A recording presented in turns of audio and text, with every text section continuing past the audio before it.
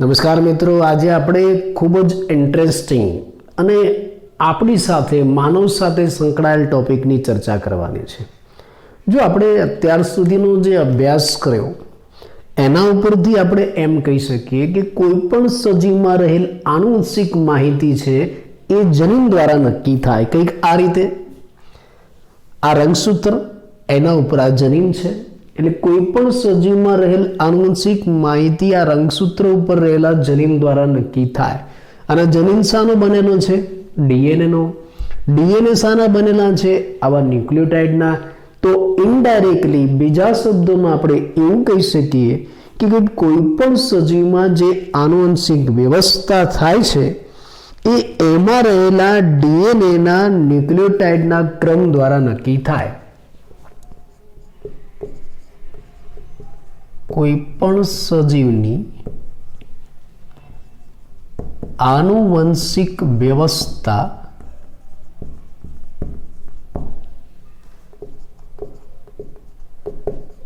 તેમાં રહેલ ડીએનએના ન્યુક્લિયોટાઇડના અનુક્રમ દ્વારા નક્કી થાય.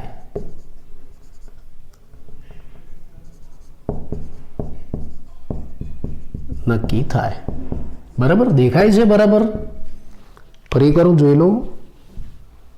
વંચાય છે ને? ઓકે. એટલે આપણે અત્યાર સુધી જે અભ્યાસ કર્યો એના ઉપરથી તમે એમ કહી શકો કે ભાઈ કોઈ પણ સજીવની આનુવંશિક માહિતી છે એના જનીન દ્વારા નક્કી થાય. પણ આપણે જોયું કે જનીન શાનો બનેલો છે? ડીએનએનો. અને ડીએનએ શાનું બનેલું છે? ન્યુક્લિયોટાઇડનું. એટલે આપણે એમ કહી શકીએ કે આ આનુવંશિક માહિતી ડીએનએમાં રહેલ ન્યુક્લિયોટાઇડના અનુક્રમ દ્વારા નક્કી થાય. એટલે તમને જો કોઈ બે વ્યક્તિમાં કંઈક ભિન્નતા દેખાતી હોય તો ભિન્નતા ક્યાં છે? એના ન્યુક્લિયોટાઇડના અનુક્રમમાં. એટલે તમારે બે વ્યક્તિ વચ્ચેની ભિન્નતા જાણવી હોય તો શું જાણવું પડે? એના ન્યુક્લિયોટાઇડનો અનુક્રમ. તમે જાણો છો કે મનુષ્ય જાતિમાં તો પુષ્કળ ભિન્નતા છે. અલગ અલગ ચહેરાવાળા, અલગ અલગ સ્વરૂપવાળા, બધા જ અલગ અલગ પ્રકારના છે. તો આટલી બધી ભિન્નતા આવી કેવી રીતે? એમાં ન્યુક્લિયોટાઇડનો ક્રમ કેવો હશે? એટલે જો આપણે મનુષ્યમાં રહેલ ભિન્નતા જાણવી હોય, એના લક્ષણોનો અભ્યાસ કરવો હોય તો આપણે મનુષ્યમાં રહેલ બધા જ સંપૂર્ણ ડીએનએના અનુક્રમ જાણવો જરૂરી છે, આવશ્યક છે. એટલે આપણે જો મનુષ્યમાં રહેલ બધા જ લક્ષણોનો અભ્યાસ કરવો હોય, એની બધી જ ભિન્નતા જાણવી હોય તો આપણે મનુષ્યમાં રહેલ સંપૂર્ણ ડીએનએનો અનુક્રમ જાણવો જરૂરી. મનુષ્યના સંપૂર્ણ ડીએનએનો અનુક્રમ જાણવો આવશ્યક છે આપણા માટે. આ આપણે ડીએનએનો અનુક્રમ કેવી રીતે જાણીશું? ચલો આપણે નક્કી કર્યું કે હવે આપણે આ ડીએનએનો અનુક્રમ જાણવો છે, તો કેવી રીતે જાણીશું? આ ડીએનએનો અનુક્રમ જાણવા માટે આપણી પાસે એક સરળ પદ્ધતિ છે જેનો આપણે ઉપયોગ કરી શકીએ. કઈ ખબર છે? રિકોમ્બિનન્ટ ડીએનએ ટેકનોલોજી અથવા તો જેનેટિક એન્જિનિયરિંગ ટેકનોલોજી. અત્યાર સુધીમાં આપણી પાસે જેનેટિક એન્જિનિયરિંગ ટેકનોલોજીનો વિકાસ થઈ ચૂકેલો છે. ક્યારનો આપણી પાસે? તો હવે આપણે આ જેનેટિક એન્જિનિયરિંગ ટેકનોલોજીનો ઉપયોગ કરીને ડીએનએનો અનુક્રમ જાણી શકીએ છીએ. કેમ કે આ જેનેટિક એન્જિનિયરિંગ ટેકનોલોજીનો ઉપયોગ કરીને તમે શું કરી શકો છો? તમે સરળતાથી ડીએનએના ખંડને અલગ કરી શકો છો. સરળતાથી આપણે ડીએનએના ખંડનું અલગીકરણ કરી શકીએ અને ક્લોનિંગ પણ કરાવી શકીએ છીએ.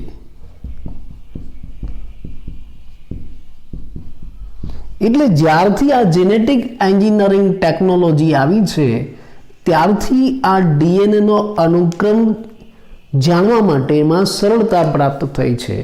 એટલે આ જેનેટિક એન્જિનિયરિંગ ટેકનોલોજીનો ઉપયોગ કરીને એટલે જ આ જેનેટિક એન્જિનિયરિંગ ટેકનોલોજીનો ઉપયોગ કરીને 1990માં એક મહત્વકાંક્ષી અને મેગા પ્રોજેક્ટની શરૂઆત થઈ, જેને કહેવાય છે હ્યુમન જીનોમ પ્રોજેક્ટ, ટૂંકમાં HGP. તો આજે આપણે આ હ્યુમન જીનોમ પ્રોજેક્ટની વાત કરીશું, એના ઇતિહાસની વાત કરીશું. તમને એમ થશે કે સાહેબે વચ્ચેના ટોપિક કાઢી નાખ્યા. આપણે જનીન અભિવ્યક્તિ જોઈ, પછી એનું નિયંત્રણ આવે, નિયંત્રણ આપણે ના લીધું, ડાયરેક્ટ આપણે શું લીધું? Human genome project. એનું કારણ છે અત્યારે આપણે જે સિલેબસ ભણીએ છીએ એ ડિસ્કાઉન્ટવાળો સિલેબસ છે. સરકારે કોરોના ડિસ્કાઉન્ટ આપણને આપ્યું છે, એટલે આપણે કોવિડ સિલેબસ ભણીએ છીએ, જેમાં અમુક ચેપ્ટર કાઢી નાખ્યા છે. તમારા માટે સારી બાબત છે. અને આ કોવિડ સિલેબસ જે છે ને એ સિલેબસ તમને બોર્ડની પરીક્ષામાં, ગુજકેટની પરીક્ષામાં પૂછાય. એટલે આપણે પહેલાં જે અભ્યાસક્રમ ચલાવીશું ને એ નવા સુધારેલા અભ્યાસક્રમ પ્રમાણે ચલાવીશું. એ પૂરો થઈ જાય પછી જે વચ્ચે વચ્ચે કાઢી નાખ્યું છે એને આપણે ઉમેરી દઈશું, એ પછી ચલાવી દઈશું. બરાબર? તો હવે આપણે આ એક મહત્વકાંક્ષી નવા પ્રોજેક્ટની વાત કરીશું, હ્યુમન જીનોમ પ્રોજેક્ટ. પ્રશ્ન એમ થાય કે આ પ્રોજેક્ટની શરૂઆત ક્યારે થઈ? પહેલો પ્રશ્ન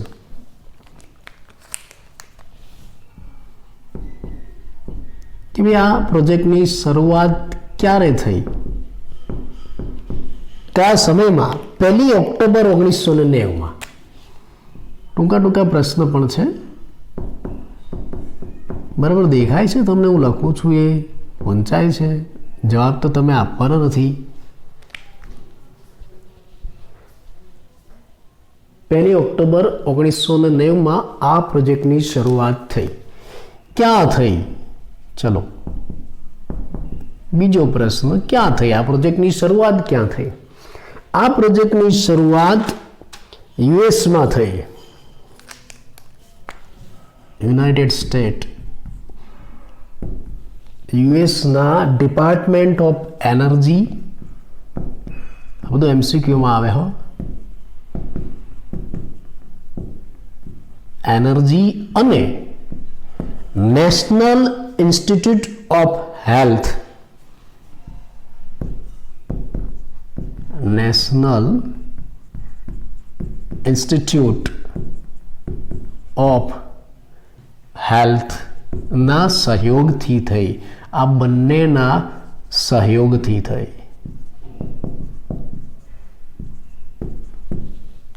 આ પ્રોજેક્ટની શરૂઆત ક્યારે થઈ? પહેલો જવાબ આપણે આપ્યો 1 ઓક્ટોબર 1990થી. ક્યાં થઈ? તો યુએસના ડિપાર્ટમેન્ટ ઓફ એનર્જી અને નેશનલ ઇન્સ્ટિટ્યૂટ ઓફ હેલ્થના સહયોગથી થઈ. National institute of health, national institute of health, ટૂંકમાં શું લખાય એને? NIOH.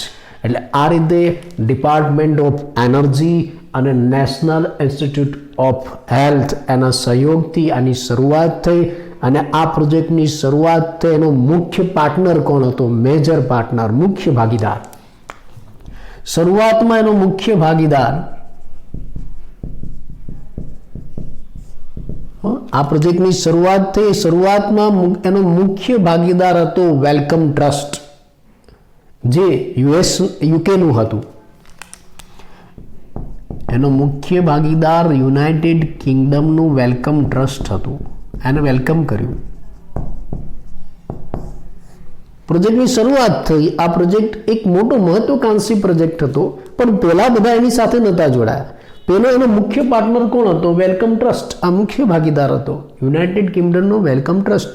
અને પછી આ પ્રોજેક્ટમાં બધાને ઇન્ટરેસ્ટ થયો અને પછી તો બધા એની સાથે ભળ્યા. પછી તો એની સાથે સાથે જાપાન, ફ્રાન્સ, જર્મની અને ચાઇનાના દેશોએ પણ ભાગીદારી કરી. જાપાન, ફ્રાન્સ, જર્મની અને ચીન પણ એના પાર્ટનર બન્યા, ભાગીદાર બન્યા. આ એક એવો મોટો પ્રોજેક્ટ હતો કે જેમાં આટલા બધા દેશો સાથે મળીને કામ કરતા હતા. આને મેગા પ્રોજેક્ટ કહેવાય છે. પછી તો અને હા, આ પ્રોજેક્ટ 13 વર્ષ સુધી ચાલ્યો અને 2003માં પૂરો થયો. 13 વર્ષ સુધી ચાલ્યો. આ પ્રોજેક્ટમાં જે મુખ્ય સાયન્ટિસ્ટ હતો ને વૈજ્ઞાનિક, એનું નામ પણ કહી દઉં, એ જ્હોન ક્રેગ વેન્ટર. આ મુખ્ય વૈજ્ઞાનિક હતો. બીજા બધા હતા પણ આ મેન વૈજ્ઞાનિક સાયન્ટિસ્ટ, પછી બીજા બધા સાથે હતા. એટલે આ રીતે આ પ્રોજેક્ટની શરૂઆત થઈ. ક્યારે થઈ? 1 ઓક્ટોબર 1990માં. ક્યાંથી થઈ? યુએસના department of energy, national institute of હેલ્થના સહયોગથી થઈ. જ્યારે શરૂઆતમાં પ્રોજેક્ટ ચાલુ થયો ત્યારે એનો મુખ્ય પાર્ટનર કોણ હતો? યુકેનું વેલકમ ટ્રસ્ટ. અને પછી બધાને ઇન્ટરેસ્ટ થયો એટલે જાપાન, ફ્રાન્સ, જર્મની, ચીન જેવા દેશોએ પણ પાર્ટનરશિપ કરી અને આ પ્રોજેક્ટ 13 વર્ષ સુધી ચાલ્યો. 2003માં પૂરો થયો અને મુખ્ય સાયન્ટિસ્ટ કયો હતો? John Craig Venter. આ રીતે આ પ્રોજેક્ટની શરૂઆત થઈ. અને આ જે પ્રોજેક્ટ છે એને આજે આપણે એક મેગા પ્રોજેક્ટ કહીએ છીએ. શા માટે મેગા પ્રોજેક્ટ કહીએ છીએ? ચલો આ એક કારણ તમને પૂછાય કે ભાઈ HGP એ મેગા પ્રોજેક્ટ છે. એને મેગા પ્રોજેક્ટ કહેવાય છે. એવું કેમ કહેવાય છે? એમ કહેવાય કે લગભગ આજ દિન સુધીનો આ મેગા પ્રોજેક્ટ છે. આવો કોઈ પ્રોજેક્ટ થયો જ નથી. આજ દિન સુધીનો સૌથી મોટો મેગા પ્રોજેક્ટ હોય તો આ હ્યુમન જીનોમ પ્રોજેક્ટ છે. કેમ એને મેગા પ્રોજેક્ટ કહેવાય? કારણ તમને પૂછાય. એના મુખ્ય 2 કારણ છે. ચલો પહેલું તો આ પ્રોજેક્ટમાં કરવાનું શું છે? આ પ્રોજેક્ટની અંદર ડીએનએમાં રહેલા ન્યુક્લિયોટાઇડના અનુક્રમને તમારે ઓળખવાના છે, એટલે કે બેઝ પેર નક્કી કરવાના છે.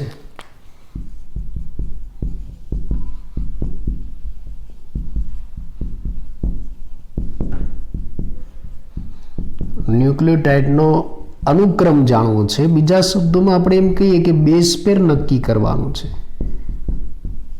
આ પ્રોજેક્ટમાં, બરાબર? એટલે આ પ્રોજેક્ટમાં ડીએનએના ન્યુક્લિયોટાઇડનો અનુક્રમ જાણવાનો છે, એટલે કે બેઝ પેર નક્કી કરવાના છે.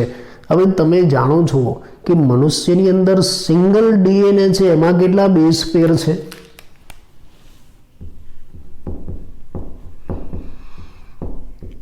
સિંગલ ડીએનએ છે ને એની અંદર પણ 3 × 10⁹ બેઝ પેર છે. તમે જાણો છો, અગાઉ ભણીને આવ્યા, ખ્યાલ છે ને તમને? 3 × 10⁹ બેઝ પેર છે સિંગલ ડીએનએમાં. અને આપણે શું કરવાનું છે? આ ડીએનએના બેઝ પેર નક્કી કરવાના છે. તમને ખબર છે આ એક બેઝ પેર નક્કી કરવાનો ખર્ચો કેટલો છે? ખબર છે? $3. એક બેઝ પેર નક્કી કરવાનો ખર્ચ અંદાજિત $3 છે. એક બેઝ પેર નક્કી કરવાનો. આપણે તો કેટલા નક્કી કરવાના છે? જુઓ, તમે વિચારો, 3 × 10⁹ બેઝ પેર ગુણ્યા 3. જવાબ શું આવે? ગણી જોયો તો લગભગ એવરેજ એનો જવાબ $9 બિલિયન આવશે.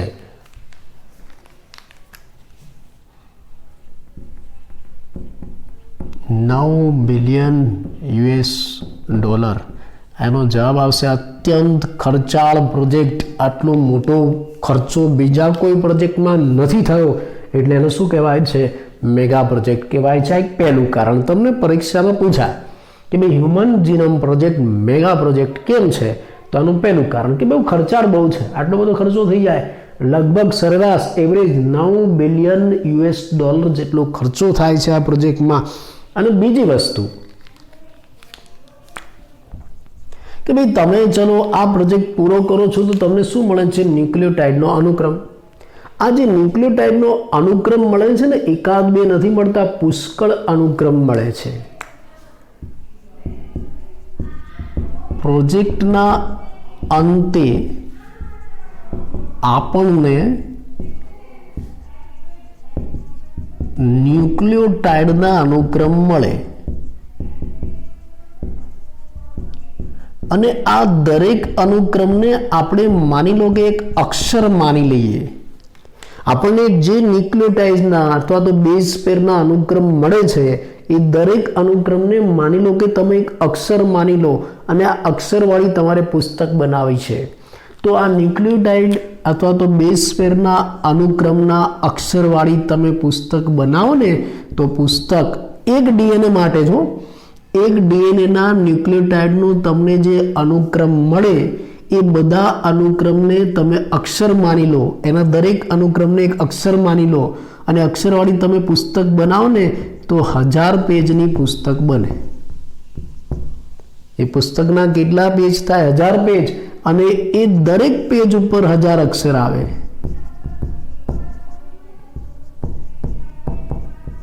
તમે વિચાર તો કરો. એટલે 1000 અક્ષરવાળી 1000 પેજની બુક તૈયાર થાય. 1000 અક્ષરવાળી 1000 પેજની બુક તમારી પાસે બને. ખાલી એક સિંગલ ડીએનએની વાત કરો છો ત્યારે. એટલે આ એક સિંગલ ડીએનએ છે, એમાં રહેલ તમે ન્યુક્લિયોટાઇડનો અનુક્રમ જાણી લો અને દરેક અનુક્રમને આપણે એક શબ્દ માની લઈએ, એક અક્ષર માની લઈએ. એક અક્ષર, શબ્દ નહીં. એ દરેક અનુક્રમને આપણે એક અક્ષર માની લઈએ અને આ અક્ષરોથી આપણે પુસ્તક બનાવી છે. તો પુસ્તક 1000 પેજની બનશે, જેના દરેક પેજ ઉપર 1000 અક્ષરો આવશે. એટલે 1000 અક્ષરોવાળી 1000 પેજની બુક બનશે. આ તો સિંગલ ડીએનએની વાત કરી. આપણે મનુષ્યના કોષના ડીએનએ ભેગા કરીશું ને, સંપૂર્ણ ડીએનએ, તો કેટલી પુસ્તક બનશે? જો માનવ કોષના જો ડીએનએની વાત કરીએ, સંપૂર્ણ ડીએનએની, તો આવી 1000 પેજ વાળી 3300 પુસ્તકો બનશે. તમે વિચાર તો કરો, આખી લાઇબ્રેરી બની જાય. આવી 1000 પેજ વાળી જો માનવ કોષના સંપૂર્ણ ડીએનએનો ક્રમ આપણે લઈએ અને એની પુસ્તકો બનાવવાનું ચાલુ કરીએ તો 1000 પેજ વાળી આવી 3300 પુસ્તકો બને. તમે જુઓ, આપણી પાસે મેગા ડેટા કલેક્ટ થયો. આ ડેટા આપણી પાસે મેગા ડેટા, બેઝ પેરના મેગા ડેટા ભેગા થયા. એટલે આપણી પાસે આ જે બેઝ પેર છે એના મોટી સંખ્યામાં ડેટા પ્રાપ્ત થાય છે. એટલે આપણને બેઝ પેરના મોટી સંખ્યામાં ડેટા મળે છે. અને આ બધા ડેટાને કે આમ ચોપડીની જેમ ને પુસ્તકની જેમ ન લખી શકાય, અઘરું પડે, શક્ય જ નથી. અને એટલા માટે આ જે બધા ડેટા છે એની ગણતરી કરવા માટે, એનું અર્થઘટન કરવા માટે આપણી પાસે મોટા મોટા સાધનો જોઈશે. સંગણક સાધનો એટલે કે મોટા મોટા કોમ્પ્યુટર જોઈશે. આપણા મનુષ્યનું કામ નથી, માનવ હાથથી થતું કામ નથી આ. એટલે એના માટે મોટા મોટા કોમ્પ્યુટર જોઈશે.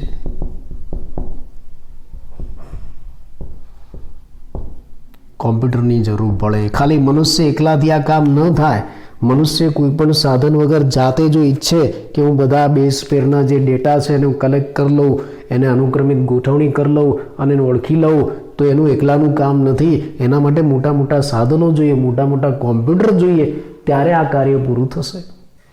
એટલે આપણે બાયોલોજીમાં જીનેટિક્સની અંદર આ કોમ્પ્યુટરનો ઉપયોગ કર્યો, કોમ્પ્યુટરની ઇન્ફોર્મેશન ટેકનોલોજીનો ઉપયોગ કર્યો.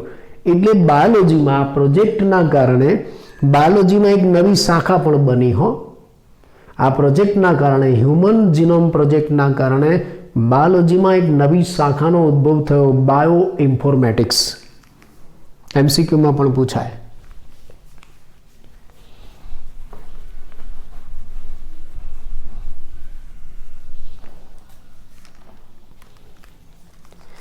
આ હ્યુમન જીનોમ પ્રોજેક્ટના કારણે બાયોલોજીમાં એક નવા ક્ષેત્રનો ઉદ્ભવ થયો અને એ નવું ક્ષેત્ર કયું હતું? Bio informatics.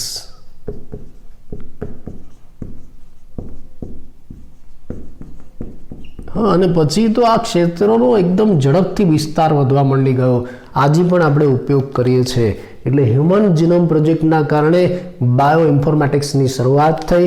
તમને MCQમાં પૂછાય. તો આ આપણે એની શરૂઆતની ઐતિહાસિક માહિતી આપી. કે ભાઈ આપણને ખબર હતી કે ભાઈ આનુવંશિક માહિતી માટે ડીએનએ એટલે કે જનીન જવાબદાર છે, પણ ડીએનએ તો ન્યુક્લિયોટાઇડનો બનેલો છે. એનો મતલબ કે આનુવંશિક માહિતી માટે ન્યુક્લિયોટાઇડ જવાબદાર છે, બેઝ પેરનો ક્રમ જવાબદાર છે. એટલે તમારે જો કોઈ વ્યક્તિમાં મનુષ્યની અંદર આનુવંશિક માહિતી પ્રાપ્ત કરવી હોય તો મનુષ્યમાં રહેલ જે બધા જ ડીએનએ છે એ ડીએનએમાં રહેલ ન્યુક્લિયોટાઇડનો ક્રમ જાણવો પડે. અને ક્રમ જાણવા માટે આપણે એક મેગા પ્રોજેક્ટની શરૂઆત કરી, હ્યુમન જીનોમ પ્રોજેક્ટ. એની અંદર આપણે શાનો ઉપયોગ કર્યો? જેનેટિક એન્જિનિયરિંગ ટેકનોલોજીનો. હ્યુમન જીનોમ પ્રોજેક્ટની શરૂઆત ક્યારે થઈ? તો 1 ઓક્ટોબર 1990. ક્યાં થઈ? યુએસના ડિપાર્ટમેન્ટ ઓફ એનર્જી અને નેશનલ ઇન્સ્ટિટ્યૂટ ઓફ હેલ્થના સહયોગથી. આ શરૂઆતમાં એનું મુખ્ય ભાગીદાર કોણ હતું? યુકેનું વેલકમ ટ્રસ્ટ. પછી તો બીજા બધા દેશો પણ સંકળાયા. બધા એમસીક્યુ છે, ટૂંકા પ્રશ્ન છે અને ટૂંક નોંધમાં પણ તમને કામ લાગશે. જાપાન, ફ્રાન્સ, જર્મની, ચીન. આ પ્રોજેક્ટ 13 વર્ષ સુધી ચાલ્યો. 2003માં પૂરો થયો. એના મુખ્ય વૈજ્ઞાનિક કોણ હતા? John Craig Venter. આ એક મેગા પ્રોજેક્ટ હતો કેમ કે એનો ખર્ચો પુષ્કળ હતો, લગભગ $9 બિલિયન જેટલો. અને બીજું એની અંદર તમને જે ડેટા પ્રાપ્ત થતા હતા ને, ડેટા પણ પુષ્કળ હતા. એ ડેટા જે તમને પ્રાપ્ત થાય એને તમે અક્ષર માની લો ને એની પુસ્તકો બનાવવાનું ચાલુ કરો તો સિંગલ ડીએનએના ડેટા ઉપરથી તમને 1000 અક્ષરવાળી 1000 પેજની બુક મળે. આખા માનવ કોષના સંપૂર્ણ ડીએનએના ડેટા તૈયાર કરો ને તો આવી 1000 પેજની 3300 પુસ્તક આપણે બનાવવી પડે. આ ડેટા એકલા મનુષ્યથી થાય નહીં, મનુષ્યથી શક્ય પણ નથી. એટલે એના માટે મોટા મોટા સાધનો, કોમ્પ્યુટરની જરૂર પડે.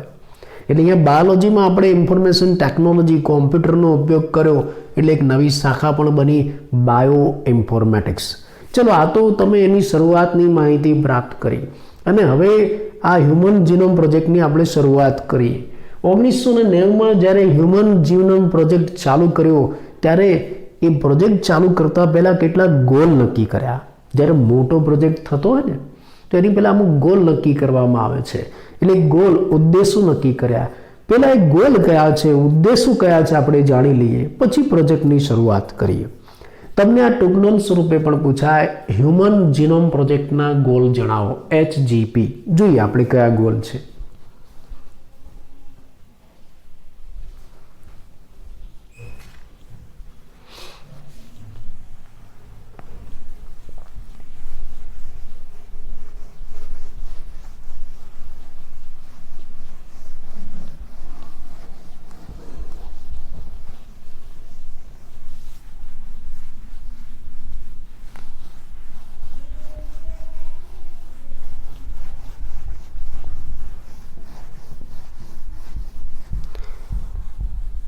આખું બોર્ડ આપણે જેમ ક્લાસરૂમમાં ભણતા હતા, તમને યાદ હોય તો, એવું આખું બોર્ડ હોય ને તો આખી થિયરી એક બધા બોર્ડમાં આવી જાય. સરસ મજા આવે રિવિઝન કરવાની, ભણવાની.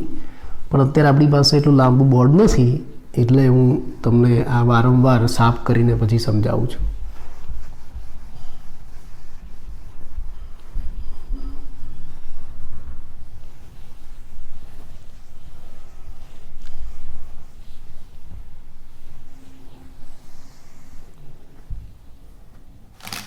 તો ચલો, આપણે હ્યુમન જીનોમ પ્રોજેક્ટ ચાલુ કરવો છે તો એની પહેલાંના એના લક્ષ્યાંકો કયા છે આપણે જાણવા પડે. HGPના લક્ષ્યાંકો, ગોલ. એનો ગોલ શું હતો? પહેલો ગોલ કે ભાઈ આપણે મનુષ્યમાં જે ડીએનએ રહેલો છે, મનુષ્યના ડીએનએમાં રહેલા બધા જ જનીનને ઓળખવા છે. હવે કેટલા જનીન છે ખબર નથી. પહેલાં તો એવો અંદાજ હતો કે મનુષ્યમાં લગભગ 70,000 થી 85,000 જેટલા જનીનો છે. પછી ખબર પડી કે એટલા બધા નથી, લગભગ 20,000 થી 25,000 જેટલા જનીનો છે. એટલે માનવ ડીએનએમાં રહેલા 20,000 થી 25,000 જનીનોને ઓળખવા. ચલો, પહેલો આ ગોલ.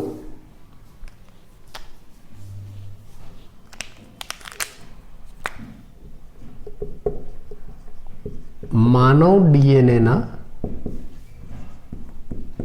20,000 થી 25,000, માનવ ડીએનએમાં જે 20,000 થી 25,000 જનીનો છે એ જનીનોને ઓળખવા. આ પહેલો ગોલ. બરાબર 20,000 થી 25,000 જનીનોને ઓળખવા. પછી એ જનીનનું બંધારણ, જનીન શાના બનેલા છે આપણે હમણાં જ કહ્યું, બેઝ પેર. એ જનીન બંધારણમાં રહેલા રાસાયણિક બેઝ પેર છે એના ક્રમને જાણવું. બરાબર, જનીન બંધારણમાં રહેલ રાસાયણિક બેઝ પેરના ક્રમને ઓળખવો. આ જનીન બંધારણમાં રહેલ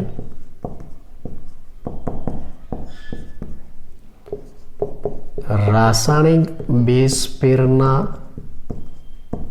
ક્રમને ઓળખવો. એટલે બીજા શબ્દોમાં જનીન બનાવતા જે બેઝ પેર છે એના ક્રમને ઓળખવો. હવે આ બેઝ પેર કેટલા? લગભગ આ બેઝ પેર 3 બિલિયન છે.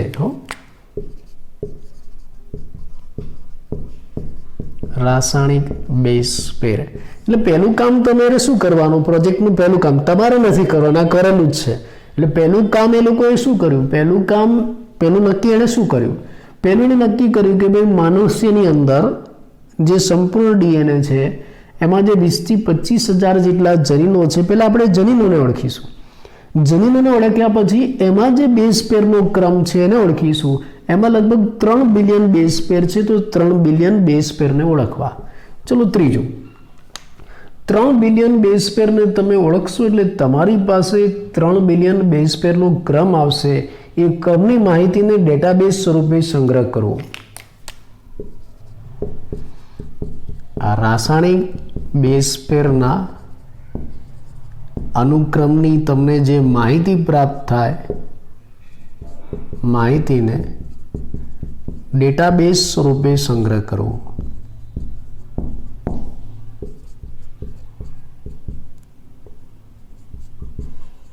તમને આજે બધી 3 બિલિયન રાસાયણિક બેઝ પેરની માહિતી પ્રાપ્ત થાય, પુષ્કળ છે. એનો ડેટાબેઝ સ્વરૂપે સંગ્રહ કરવો, જેથી તમને આગળ ભવિષ્યમાં એનો ઉપયોગ કરી શકો. જ્યારે જરૂર પડે ત્યારે તમે એને વાપરી શકો છો. અને પછી આ ડેટાબેઝ છે એના વિશ્લેષણ માટે સાધનો વાપરવા.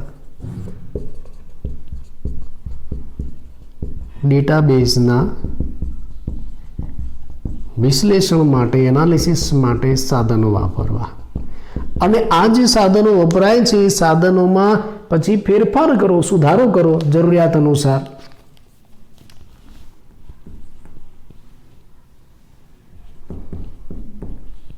ડેટાબેઝના વિશ્લેષણના સાધનોમાં જરૂરિયાત અનુસાર સુધારો કરવો.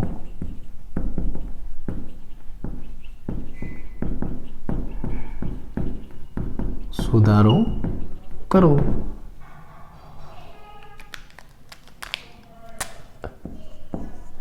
અને નવી નવી ટેકનોલોજી આમાં વાપરવી. આ ડેટાબેઝ સાથે જે સંકળાયેલ નવી નવી ટેકનોલોજી છે, બેઝ સાથે સંકળાયેલ ટેકનોલોજીને પ્રાઇવેટ સેક્ટરમાં ટ્રાન્સફર કરવી.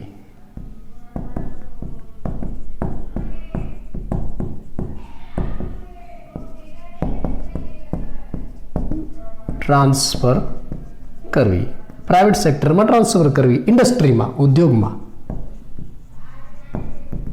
ઇન્ડસ્ટ્રીમાં માન લો કે બાયોમોલિક્યુલ્સ બનાવતી ઇન્ડસ્ટ્રી હોય, પ્રોટીન બનાવતી ઇન્ડસ્ટ્રી હોય, એમાં તમે આ ડેટાબેઝ માટેની જે નવી નવી ટેકનોલોજી શોધી છે એમાં ટ્રાન્સફર કરી, કામમાં લાગે, ઉપયોગમાં આવે, બંને ફાયદો થાય. અને છેલ્લું, જ્યારે આખો પ્રોજેક્ટ કરવામાં આવશે ત્યારે ઘણી બધી સમસ્યાઓ પણ નડશે. જ્યારે કોઈ પણ કામ કરવામાં આવે અને એમાં પણ સારું કામ કરવામાં હોય ત્યારે ઘણી બધી સમસ્યાઓ નડતી હોય છે. એટલે આમાં પણ સમસ્યાઓ નડવાની ખબર હતી પહેલેથી, એટલે નક્કી કરી રાખ્યું છે કે ભાઈ પ્રોજેક્ટ સંબંધી કોઈ પણ સમસ્યા, બધા પ્રકારની પ્રોજેક્ટ સંબંધી નૈતિક, કાયદાકીય કે સામાજિક જે બધી સમસ્યાઓ છે એને સમજીને એનું નિરાકરણ કરવું.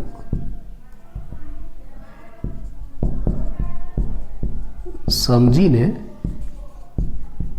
નિરાકરણ કરું. એટલે જ્યારે આખો પ્રોજેક્ટ ચાલુ થશે ને તો ઘણી બધી નૈતિક કાયદાકીય સામાજિક સમસ્યાઓ નડશે. એ સમસ્યાને સમજીને એનું સોલ્યુશન લાવવું. નૈતિક એથિકલ,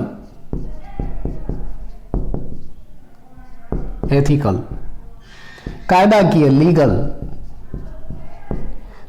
સામાજિક સોશિયલ અને ઇસ્યુ, સમસ્યાઓ એટલે issue.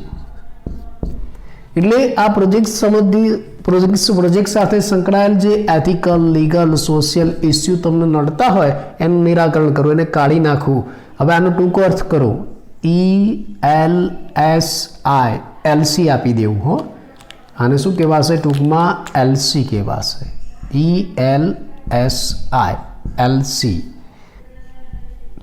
Ethical, legal, social issue એને જાણીને એનું નિરાકરણ કરવું. તો આ થયા હ્યુમન જીનોમ પ્રોજેક્ટના લક્ષ્યાંગો. સરળ છે, ક્રમ પ્રમાણે છે, સમજીને યાદ રાખશો તો ગોખવું નહીં પડે. કે ભાઈ હ્યુમન જીનોમ પ્રોજેક્ટ છે એટલે પેલા જનીનની વાત આવશે કે ભાઈ મનુષ્યમાં રહેલા બધા જનીનોને ઓળખવા અને મનુષ્યમાં અંદાજિત કેટલા જનીન એ લોકોએ વિચાર્યા છે. 20,000 થી 25,000 જનીનોને ઓળખવા. જનીનોને ઓળખ્યા પછી એમાં રહેલ બેઝ પેરનો ક્રમ જાણો. જો આ 20,000 થી 25,000 જનીન હોય તો બેઝ પેર કેટલા હશે? 3 બિલિયન બેઝ પેર. એ ક્રમ જાણી લેવો. તમે બેઝ પેરનું જે ક્રમ નક્કી કર્યો ને એને ડેટાબેઝ સ્વરૂપે સંગ્રહ કરવો અને પછી ડેટાબેઝનું વિશ્લેષણ કરવું. વિશ્લેષણ કરવા માટે જુદા જુદા સાધનો વાપરવા અને એ સાધનોમાં જરૂરિયાત અનુસાર સુધારો કરવો.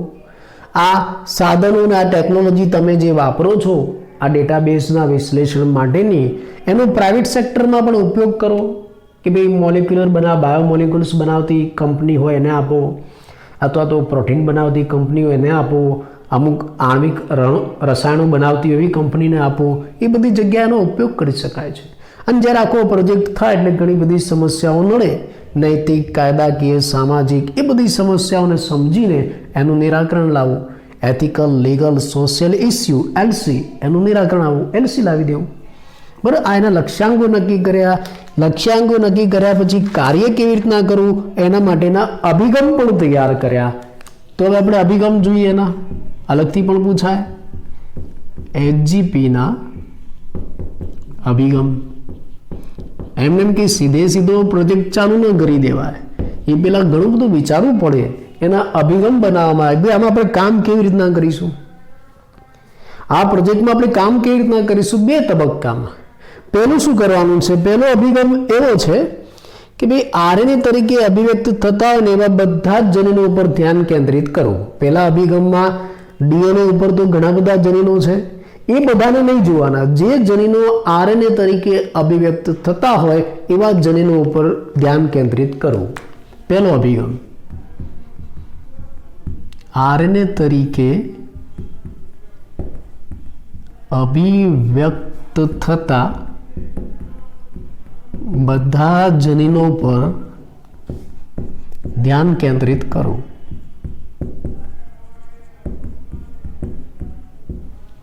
RNA તરીકે અભિવ્યક્ત થતા બધા જનીનોને પહેલા ઓળખવા, પહેલું કામ આપવું. કેમ કે DNA પર તો ઘણા બધા જનીન છે, આપણે બધાની વાત નહીં કરીએ. જે જનીનો RNA તરીકે અભિવ્યક્ત થતા હોય એનો મતલબ કે જેનું ટ્રાન્સક્રિપ્શન થતું હોય,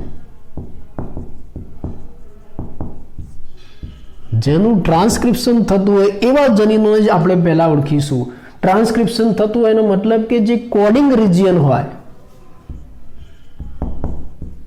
કોડિંગ રિજિયન, સાંકેતિક વિસ્તાર, જે કામના છે, જે પ્રોટીન બનાવે છે, જે ટ્રાન્સલેશન કરે છે એવા જનીનોને પહેલા ઓળખવા. આવા કોડિંગ રિજિયન ધરાવતા જે જનીનો છે એના ન્યુક્લિયોટાઇડ ક્રમને પહેલા ઓળખવા. એના ન્યુક્લિયોટાઇડનો ક્રમ જેને આપણે એક્સપ્રેસ સિક્વન્સ ટેગ કહીશું.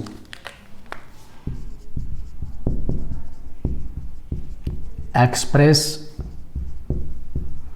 સિક્વન્સ ટેગ્સ આવું કહીશું. એટલે આપણે એક્સપ્રેસ સિક્વન્સ ટેગ્સને ઓળખવાના છે, જેને ટૂંકમાં આપણે ESTS કહીશું. ESTS TS, express sequence tax S બહુવચનનું. બરાબર. પહેલા અભિગમમાં તમારે શું ઓળખવાનું છે? ડીએનએ ઉપર રહેલા બધા જ જનીનોને નથી ઓળખવાના. જે જનીનો અભિવ્યક્ત થાય છે, જેનું ટ્રાન્સક્રિપ્શન ટ્રાન્સલેશન થાય છે, જે આરએનએ બનાવે છે, એવા જ જનીનોના ક્રમને ઓળખવાના છે. Express sequence tax. એક્સપ્રેસ એટલે અભિવ્યક્ત થાય, જે અભિવ્યક્ત થતા હોય એવા અનુક્રમને તમારે ઓળખવાના. ચલો એ ઓળખતા આવડી જાય પછી બીજો અભિગમ, પછી બીજું વિચારવાનું. જો તમે આને ઓળખી લો પછી આખા બધા જનીનને ઓળખવાના. બીજા અભિગમમાં શું છે? બધા જ જનીનોને ઓળખવાના. ડીએનએ ઉપરના બધા જ જનીનોને ઓળખવા, એનો અનુક્રમ પ્રાપ્ત કરો. બધા જ એટલે એમાં આ કોડિંગ રિજિયન અને નોન કોડિંગ રિજિયન, સાંકેતિક અને બિન સાંકેતિક બંને ક્રમ આવી જશે આની અંદર. સાંકેતિક ક્રમ અને બિન સાંકેતિક ક્રમ, એટલે કે આના સિવાયનો ક્રમ પણ ઓળખવો, બંનેને ઓળખવા. બંનેના ન્યુક્લિયોટાઇડનો અનુક્રમ જાણવો, એ બંનેના ન્યુક્લિયોટાઇડનો અનુક્રમ જાણવો અને એ કેવી રીતના કાર્ય કરે છે એના વિશે પણ જાણવું. પ્રાપ્ત કરવા, સાંકેતિક અને બિન સાંકેતિક અનુક્રમ પ્રાપ્ત કરવા અને તેના કાર્ય વિશે જાણવું. બરાબર. આને સિક્વન્સ એનોટેશન કહેવાય છે. Sequence annotation. કોઈ પણ બ્રેક વગર સળંગ બધા જ જનીનોને ઓળખી લેવા. એટલે તમે હ્યુમન જીનોમ પ્રોજેક્ટની અંદર જનીનમાં રહેલા, ડીએનએમાં રહેલા ન્યુક્લિયોટાઇડના અનુક્રમને જાણશો. પણ પહેલો અભિગમ, પહેલું તમારે શું કામ કરવાનું? પહેલા અભિગમમાં સફળ રહો તો બીજો કરવાનો. પહેલો અભિગમ શું કે ભાઈ તમે ડીએનએમાં રહેલા બધા જનીનને ના ઓળખો. જે જનીનો એક્સપ્રેસ એટલે કે અભિવ્યક્ત થાય છે એને જ ઓળખો. એટલે કે જે કોડિંગ રિજિયન છે, સાંકેતિક વિસ્તાર છે, એને જ ઓળખો. જે ટ્રાન્સલેશન ટ્રાન્સક્રિપ્શન કરાવે છે, પ્રોટીન બનાવે છે, એવા જનીનનો ક્રમ જ જાણો. એટલે પહેલું તમારે ESTS કરવાનું, એક્સપ્રેસ સિક્વન્સ ટેક્સને ઓળખવાના. પછી જો તમને એમાં સફળતા મળે તો તમે પછી બધા જ જનીનને ઓળખો. એમાં સાંકેતિક બિન સાંકેતિક બધા અનુક્રમ આવડી જાય અને બધા અનુક્રમ પ્રાપ્ત કરી લેવાના. એનું કાર્ય શું છે એના વિશે જાણી લેવાનું. એને સિક્વન્સ એનોટેશન કહેવાય છે. એટલે પેલું ESTS કરવાનું છે અને પછી સિક્વન્સ એનોટેશન કરવાનું છે. આ અભિગમમાં, આ ક્રમમાં કામ કરવામાં આવશે. એટલે હ્યુમન જીનોમ પ્રોજેક્ટમાં આ અભિગમમાં કામ કરવામાં આવ્યું. ચલો, આ અભિગમમાં કામ કરવામાં આવ્યું, પણ કાર્ય કેવી રીતના થયું હવે અગત્યનું. આપણે જે હ્યુમન જીનોમ પ્રોજેક્ટની વાત કરીએ છીએ, પ્રોજેક્ટમાં કરવામાં શું આવે છે આપણે એ જોવાનું છે. અત્યાર સુધી તો આપણે શું કર્યું? પહેલા હ્યુમન જીનોમ પ્રોજેક્ટનો પરિચય આપ્યો, એની શરૂઆત ક્યારે થઈ, કોણે કરી, એમાં કોણ પાર્ટનર છે એની વાત કરી, એને મેગા પ્રોજેક્ટ કેમ કહેવાય છે એની ચર્ચા કરી. પછી આ પ્રોજેક્ટ ચાલુ કરતા પહેલાં એના ઉદ્દેશો અને અભિગમ નક્કી કર્યા અને હવે આપણે આ પ્રોજેક્ટ ચાલુ કરીએ. હ્યુમન જીનોમ પ્રોજેક્ટની મિકેનિઝમ, કાર્યપ્રણાલી આપણે જોઈએ. હવે કાર્યપ્રણાલી પ્રેક્ટિકલી વાત હવે કરીએ.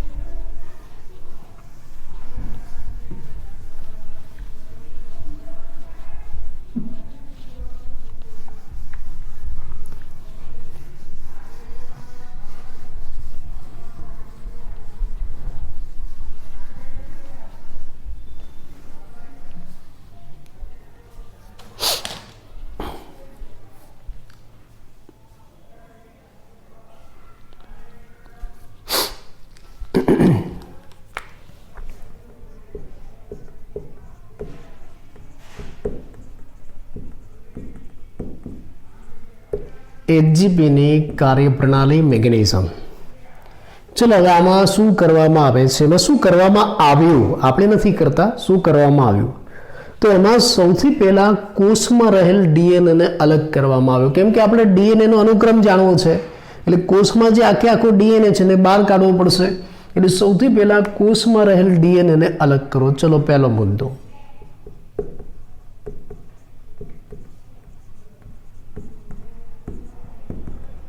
ડીએનએને અલગ કરો. આ પહેલું કામ.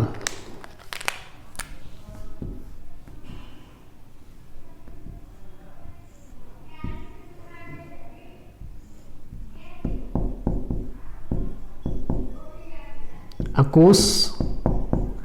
કોષમાં કોષ કેન્દ્ર અને કોષ કેન્દ્રની અંદર રંગસૂત્ર સ્વરૂપે બતાવું. ચલો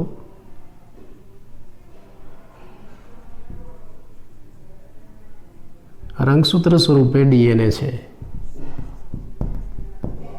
આખા ડીએનએને અલગ કરો. ચલો પહેલા તમે આ ડીએનએને અલગ કરી નાખો, આખું ગૂંચડા વાળો.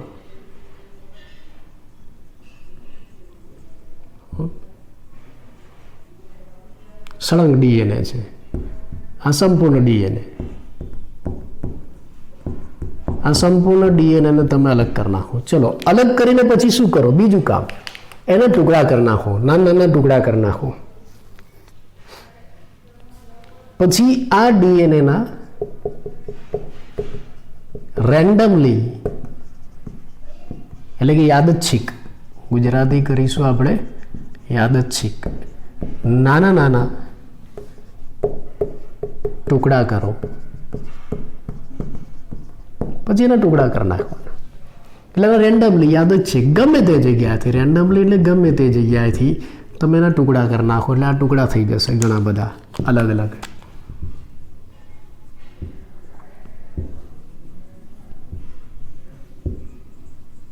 આવા તમને ડીએનએના ટુકડા પ્રાપ્ત થશે. રેન્ડમલી તમે એના ટુકડા કરી નાખ્યા યાદચ્છિક. તમને એમ થાય ટુકડા કેમ કરે, આખું ડીએનએ ના ઓળખી શકાય? આખું ડીએનએ લઈને એના ઉપર ન્યુક્લિયોટાઇડનો અનુક્રમ જાણી લે એવું ન થાય. તમે આખું સંપૂર્ણ ડીએનએ એટલે શું છે, આખું સંપૂર્ણ ડીએનએ એટલે ખૂબ જ ગૂંચળામય લાંબો કુંતલાકાર પોલિમર, અને એને તમે અનુક્રમ જાણવા જાઓ ને તો એ અઘરો પડે, ટેકનિકલી ખામી સર્જાય, એટલે શક્ય નથી. કેવી રીતે હું તમને કહું, દાખલા તરીકે તમે નૂડલ્સનું પેકેટ લાવો છો, એ નૂડલ્સના પેકેટને ખોલીને જો ને તો મોટા લાંબા ગૂંચળા ગોઠવેલા હોય, બરાબર, ઘણા બધા ગૂંચળા એટલે ડીએનએ માની લો, લાંબા ગૂંચળા છે. હવે તમારે નૂડલ્સ બનાવવું છે એટલે કે આખા ગૂંચળા નાખી દો છો આમ પેકેટ સ્વરૂપના? ના, તમે એના ટુકડા કરો છો અને પછી નાખો છો. એટલે શું, એ બનવામાં અને ખાવામાં સરળતા રહે. બસ આ એના જેવું જ છે. આ આખું ડીએનએ એટલે નૂડલ્સનું પેકિંગ, પણ આખું નૂડલ્સ ન બનાવાય, એના ટુકડા કરાય તો સરળતા રહેશે, નહીતર ટેકનિકલી ખામી થાય. એટલે એના ટુકડા કરી નાખ્યા ડીએનએના. ટુકડા કર્યા પછી હવે શું કરવાનું છે, ટુકડા કર્યા પછી તમારે એનું ક્લોનિંગ કરાવવાનું છે, નકલ બનાવવાની છે. અને ક્લોનિંગ કરાવવા માટે, નકલ બનાવવા માટે એને યજમાનમાં દાખલ કરાય છે. એટલે હવે આ ટુકડાઓને વાહકની મદદથી યજમાનમાં દાખલ કરાય છે.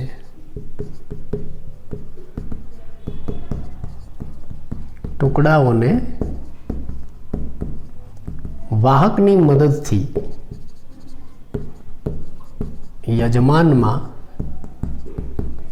દાખલ કરવા, પ્રવેશ કરાવો. વાહકની મદદથી યજમાનમાં દાખલ કરવા અને પછી એનું ક્લોનિંગ કરાવવું અને યજમાનમાં તેનું ક્લોનિંગ કરાવવું. ક્લોનિંગ કરાવવાથી આ ટુકડાની ઘણી બધી નકલો બનશે જે તમને અભ્યાસમાં સરળતા આપશે. ચલો તમે યજમાન તરીકે શું વાપરી શકશો, પ્રશ્ન સ્વરૂપે પૂછાય. યજમાન તરીકે તમે શું વાપરો? બેક્ટેરિયા અને યીસ્ટ.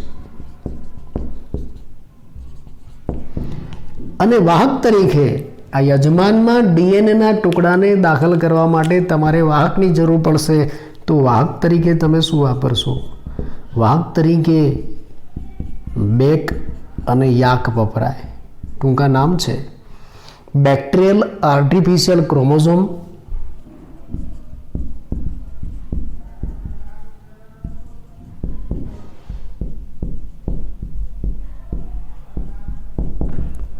ક્રોમોઝોમ. બેક્ટેરિયામાં દાખલ કરવો હોય તો બેક્ટેરિયલ આર્ટિફિશિયલ ક્રોમોઝોમ વાપરવાનો. ઈસ્ટમાં દાખલ કરવો છે તો East artificial chromosome. East artificial chromosome. આ વાહકની મદદથી તમે આ યજમાનમાં આ ડીએનએના ટુકડાને દાખલ કરો એટલે એનું ક્લોનિંગ થશે, નકલો બનશે. કેવી રીતે હું બતાવું? ચલો, આ ડીએનએના ટુકડા છે એનું મારે ક્લોનિંગ કરાવવું છે. હું બેક્ટેરિયામાં દાખલ કરીશ એટલે મારે વાહક તરીકે, ચલો આ ટુકડાને મારે બેક્ટેરિયામાં દાખલ કરવો છે તો પહેલાં વાહકની જરૂર પડશે. વાહક તરીકે હું આ વાપરીશ, આ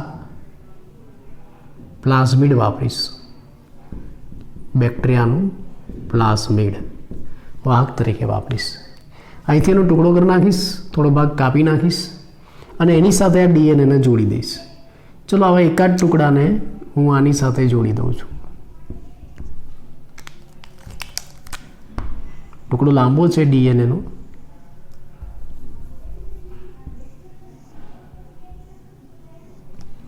એને હું આ વાહક સાથે, આ પ્લાઝમિડ વાહક કહેવાય, એને આની સાથે હું જોડી દઈશ. ચલો, એટલે આ શું તૈયાર થઈ ગયું? Bacterial artificial chromosome. એટલે આપણે શું કર્યા?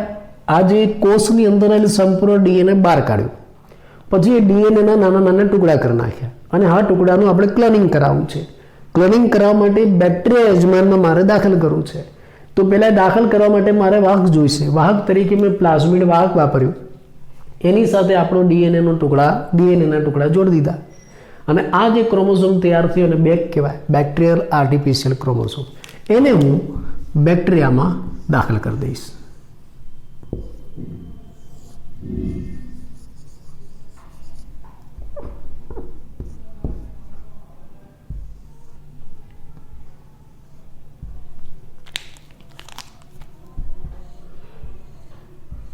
બરાબર, આને હું બેક્ટેરિયામાં, યજમાનમાં દાખલ કરી દઈશ. આ યજમાન બેક્ટેરિયા.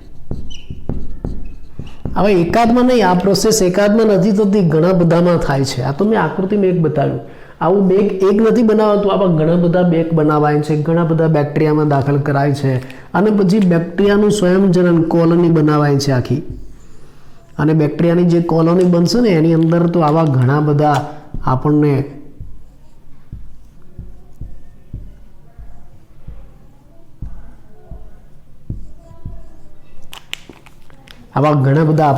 ડીએનએના ટુકડા મળશે,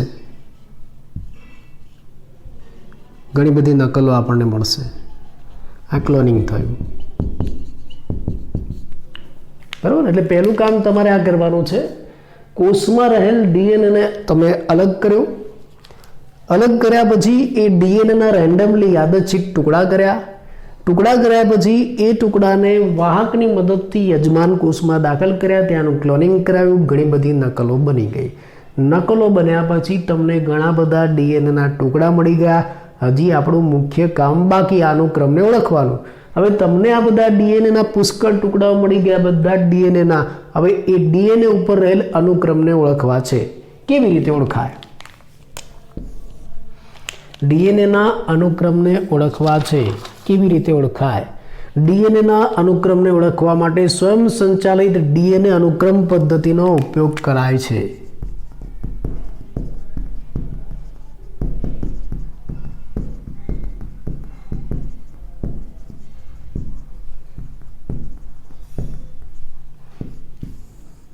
જો આ જે ટુકડાઓ આપણને મળશે ને ડીએનએના, બધા ઘણા બધા પુષ્કળ, એ બધા ટુકડાઓને ઓળખવા માટે સ્વયં સંચાલિત ડીએનએ અનુક્રમ પદ્ધતિ વાપરવી પડશે. આ સ્વયં સંચાલિત ડીએનએ અનુક્રમ પદ્ધતિ છે એ પદ્ધતિ કોણે આપી?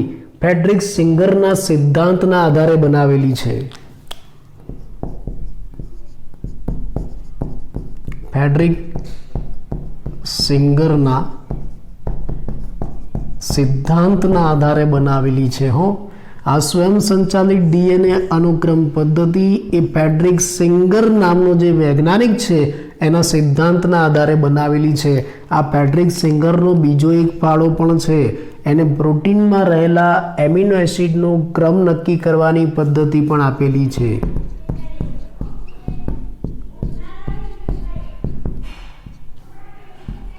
એમિનો એસિડનો ક્રમ નક્કી કરવાની પદ્ધતિ આપી છે. બે કામ કર્યું છે. એણે ડીએનએનો અનુક્રમ નક્કી કરવા માટેની પદ્ધતિ પણ આપી છે, એના સિદ્ધાંત આધારિત જ થાય છે, અને પ્રોટીનનો અનુક્રમ નક્કી કરવાની પદ્ધતિ પણ આપી છે, એટલે એને ડબલ નોબેલ પારિતોષિક મળ્યા છે. આજે પેટ્રિક સિંગર છે ને, એ ગીતો નથી ગાતો, એને ડબલ નોબેલ પારિતોષિક મળેલા છે. એમને ગીતો નથી ગાતો.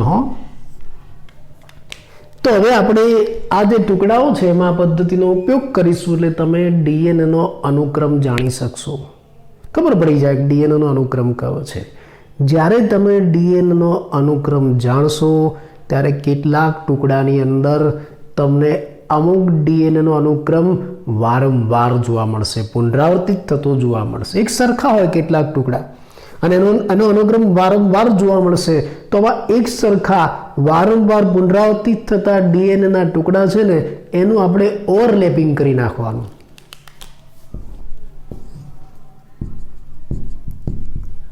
એક સરખા ડીએનએના ટુકડા છે, એક સરખા અનુક્રમ વાળા ડીએનએના ટુકડા છે, એનું શું કરવાનું છે? ઓવરલેપિંગ એટલે કે આચ્છાદન. એનું આચ્છાદન કરી નાખવાનું. એવા ઘણા ટુકડા તમને મળશે, એનું આચ્છાદન ઓવરલેપિંગ કરી દો, એકની ઉપર એક એમ ગોઠવી દો. માન લો કે એક સરખા છે ને, એનું અલગ પેકિંગ કરી નાખો. કેમ? એક સરખા છે એનું અલગ પેકિંગ કરી નાખો, એકાદ પીસ જ બહાર રાખો, એટલે તમને એકને જ ઓળખવાનું. એકને ઓળખીને એટલે બધા ઓળખાઈ ગયા, એટલે વારંવાર બધાને ઓળખવાની જરૂર ન પડે, અને બધા આપણને વચ્ચે નડે પણ નહીં, એટલે બધાને ઓવરલેપિંગ કરીને મૂકી દો. અને હવે તમારે શું કરવાનું? આ જે ઓવરલેપિંગ કરેલા ડીએનએ ન્યુક્લિયોટાઇડ છે એનો અનુક્રમ ગોઠવવાનો છે વ્યવસ્થિત.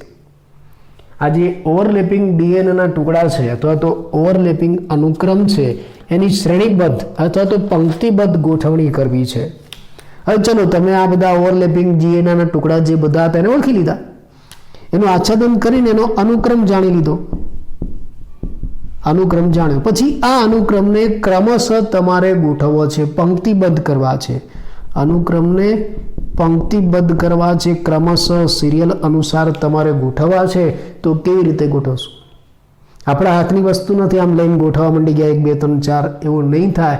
એના માટે કોમ્પ્યુટરની અંદર વિશિષ્ટ પ્રોગ્રામ ગોઠવવો પડશે, આપણાથી કામ નહીં થાય. કોમ્પ્યુટરમાં વિશિષ્ટ પ્રોગ્રામ ગોઠવવો પડશે, અને આ કોમ્પ્યુટરના વિશિષ્ટ પ્રોગ્રામની મદદથી અનુક્રમ છે એ શ્રેણીબદ્ધ રીતે પંક્તિબદ્ધ રીતે ગોઠવાશે, અને એનું અર્થઘટન પણ થશે. એનું અર્થઘટન પણ થાય. એટલે હવે તમે આ ડીએનએના અનુક્રમને ઓળખી શકશો કોમ્પ્યુટરની મદદથી. એમાં તમે જે પ્રોગ્રામ સેટ કર્યો છે એની મદદથી તમે આ ડીએનએના અનુક્રમને ઓળખી શકશો, એની વ્યવસ્થિત ગોઠવણી કરી શકશો, એનું અર્થઘટન કરી શકશો. પછી આ અનુક્રમને તમારે રંગસૂત્ર સાથે જોડવાના, કેમ કે છેલ્લે આ બધું ક્યાં છે? રંગસૂત્ર ઉપર છે. એટલે પછી તમારે આ અનુક્રમને જે તે રંગસૂત્ર સાથે જોડા. માન લો કે આટલો અનુક્રમ છે એ 5મી જોડના રંગસૂત્ર ઉપર છે, બીજો અનુક્રમ છે એ 6ઠ્ઠી જોડ ઉપર છે. આ રીતે રંગસૂત્ર ઉપર એને ગોઠવવા, રંગસૂત્ર સાથે સાંકળવા. તમે કેટલા રંગસૂત્રો ઉપરનો અનુક્રમ જાણશો? બધા જ રંગસૂત્રો ઉપરના અનુક્રમ આ રીતે જાણી શકશો. એટલે લગભગ 24 રંગસૂત્રનો અનુક્રમ તમે જાણશો.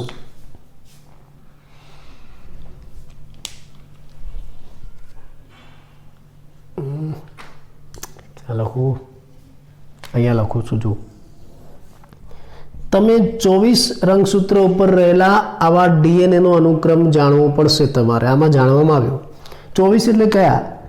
22 તો દૈહિક રંગસૂત્ર, અને એક એક્સ ને એક વાય, 22 23 ને 24 રંગસૂત્રો ઉપર રહેલો ડીએનએનો અનુક્રમ આ હ્યુમન જીનોમ પ્રોજેક્ટ દ્વારા જાણવામાં આવ્યો, જેમાં કોમ્પ્યુટરનો પણ ઉપયોગ કરવામાં આવ્યો, એમાં વિશિષ્ટ પ્રોગ્રામ ગોઠવવામાં આવ્યો, અને પ્રોગ્રામની મદદથી આખો અનુક્રમ જાણવામાં આવ્યો. એટલે તો બાયો ઇન્ફોર્મેટિક્સ બન્યું.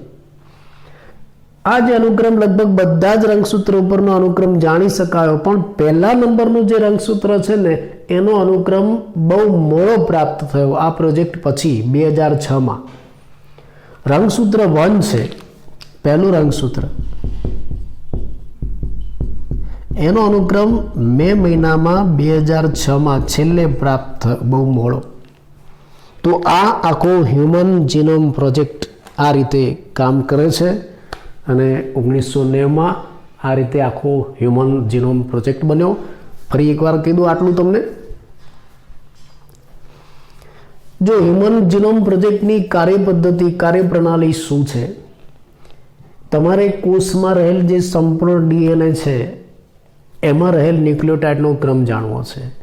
એટલે કોષમાંથી આ સંપૂર્ણ ડીએનએને બહાર કાઢો, પણ આખા ડીએનએનો ક્રમ શોધવો મુશ્કેલ છે, ટેકનિકલી ખામી સર્જાય.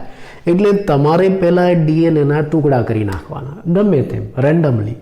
ટુકડા કર્યા પછી એનું ક્લોનિંગ કરવાનું છે. ક્લોનિંગ કરવા માટે તમારે વાહકની જરૂર પડશે. વાહક તરીકે બેક્ટેરિયા અથવા તો યીસ્ટ વપરાય. પણ આ ટુકડાને આ બેક્ટેરિયા અથવા તો યીસ્ટમાં પ્રવેશ કરાવવો હોય, યજમાનની જરૂર પડશે. આ ક્લોનિંગ કરવા માટે યજમાનની જરૂર પડશે. યજમાન તરીકે બેક્ટેરિયા અથવા તો યીસ્ટ વપરાય. આ યજમાનની અંદર આ ડીએનએના ટુકડાને દાખલ કરવા માટે, પ્રવેશ કરવા માટે તમારે વાહકની જરૂર પડશે. અને વાહક તરીકે તમે શું વાપરી શકો? બેક અથવા તો yak. Bacterial artificial chromosome, yeast artificial chromosome. માન લો કે મારે એને બેક્ટેરિયામાં દાખલ કરવા છે, તો બેક્ટેરિયલ આર્ટિફિશિયલ ક્રોમોઝોમ બનાવવો પડશે. કેવી રીતના બનાવીશ? આ ટુકડો લઈ લઈશ, આ પ્લાઝમિડ વાહક લઈ લઈશ, બંનેને જોડી દઈશ, એટલે આ બેક તૈયાર થઈ ગયો. હવે આ બેકને હું આવા યજમાન બેક્ટેરિયામાં દાખલ કરીશ, ઘણા બધા, એકાદ નહીં ઘણા બધા, અને બધાની અંદર પછી ક્લોનિંગ થશે ને આવા ઘણી બધી ડીએનએના ટુકડાઓ, નકલો મને મળશે. આ જે ડીએનએની નકલો મળી, હવે એના ઉપર રહેલા ન્યુક્લિયોટાઇડનો ક્રમ મારે જાણવો છે. એના ઉપર રહેલા ન્યુક્લિયોટાઇડનો ક્રમ જાણવો હોય તો એના માટેની એક પદ્ધતિ છે, સ્વયં સંચાલિત ડીએનએ અનુક્રમ પદ્ધતિ. જે પદ્ધતિ કોના સિદ્ધાંત ઉપર કામ કરે છે? ફ્રેડરિક સિંગરના. આ ફ્રેડરિક સિંગરે પ્રોટીનનો અનુક્રમ પણ નક્કી કરેલો છે, એટલે એને ડબલ પારિતોષિક મળેલા છે, નોબેલ પારિતોષિક. ચલો, આ ફ્રેડરિક સિંગરની પદ્ધતિ અનુસાર મેં આ ટુકડાના ડીએનએનો અનુક્રમ જાણી લીધો. જાણ્યા પછી મને ખબર પડી કે ઘણા ટુકડા એવા છે કે જે વારંવાર પુનરાવર્તિત અનુક્રમ ધરાવે છે અને એક સરખા છે. આવા પુનરાવર્તિત અનુક્રમ ધરાવતા હોય અને એક સરખા ડીએનએના ટુકડા હોય, એને હું ઓવરલેપિંગ કરી દઈશ, એક બાજુ ગોઠવી દઈશ, કેમ કે આપણે નડે નહીં. અને પછી એના ઉપર રહેલા ક્રમના આધારે હું એને શ્રેણીબદ્ધ ગોઠવીશ, પંક્તિબદ્ધ કરીશ. એના ઉપર રહેલા ક્રમના આધારે હું પંક્તિબદ્ધ કરીશ, પણ મનુષ્ય પોતાની જાતે આપણી હાથે નહીં થાય, મને કોમ્પ્યુટરની જરૂર પડશે. કોમ્પ્યુટરમાં મારે અમુક પ્રોગ્રામ સેટ કરવો પડશે. એ પ્રોગ્રામ સેટ કર્યા પછી આ જે અનુક્રમ છે એને હું ક્રમશઃ ગોઠવી શકું. એ પ્રોગ્રામ એને ગોઠવે પણ છે અને અનુક્રમને ઓળખે પણ છે, એનું અર્થઘટન પણ કરે છે. અર્થઘટન કર્યા પછી અનુક્રમ કયા રંગસૂત્ર ઉપરનો છે નક્કી કરી નાખવાનો કે ભાઈ આ બીજા રંગસૂત્ર ઉપરનો, આ ત્રીજા રંગસૂત્ર ઉપરનો, ચોથા રંગસૂત્ર ઉપરનો. આ રીતે 24 રંગસૂત્ર ઉપરનો અનુક્રમ તૈયાર કરવામાં આવ્યો. 24 રંગસૂત્ર એટલે 2 દૈહિક, એક એક્સ અને બીજો વાય. 22 દૈહિક, એક એક્સ અને બીજો વાય. આવા 24 રંગસૂત્ર ઉપરનો અનુક્રમ તૈયાર કરવામાં આવ્યો. પણ પહેલા રંગસૂત્ર ઉપરનો અનુક્રમ છે ને એ છેલ્લે આ પ્રોજેક્ટ પૂરો થયા પછી શોધાયો 2006માં મે મહિનામાં. તો આ રીતે હ્યુમન જીનોમ પ્રોજેક્ટ પૂરો થયો. હ્યુમન જીનોમ પ્રોજેક્ટ પૂરો થયા પછી વૈજ્ઞાનિકો પાસે એક બીજો પડકાર આવ્યો. નાનો છે, સાથે લઈ લો એટલે થિયરી પતી જાય.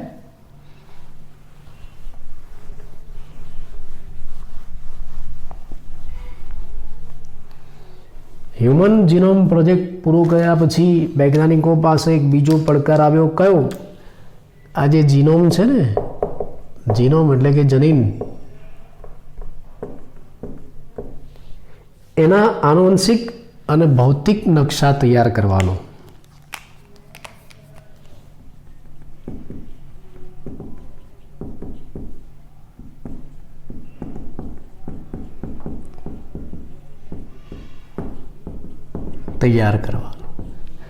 અને આનુવંશિક અને ભૌતિક નકશા તૈયાર કેવી રીતે કરી શકાય? આનુવંશિક અને ભૌતિક નકશા તૈયાર કરવા માટે માઇક્રો સેટેલાઇટના પોલિમોર્ફિઝમ એ શું છે પછી આપણે સમજીશું, પણ શબ્દ અત્યારે ખાલી યાદ રાખજો.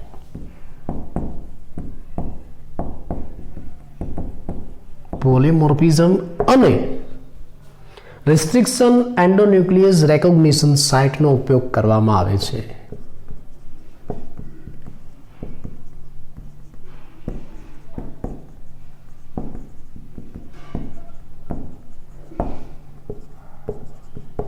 રેકોગ્નિશન